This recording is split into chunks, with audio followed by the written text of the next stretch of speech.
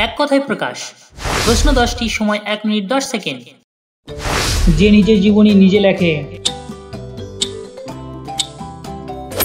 আত্মজীবনীকার। যে অন্যের লেখা নকল করে।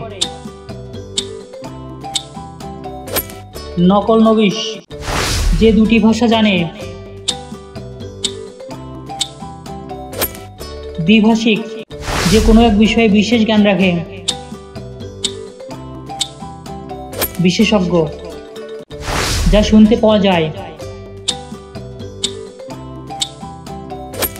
শ্রাব্য। যে গোপনে অন্যের খবর রাখে। গুপ্তচর। যে প্রশ্নের উত্তর দেওয়া কঠিন।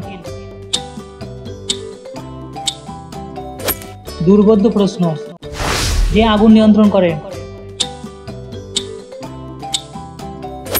দমকল কর্মী। যে ধ্বংস হতে পারে না। অবিনাশী। যে সময়ের আগে পৌঁছে। অগ্রগামী। আপনার স্কোর কমেন্ট করুন।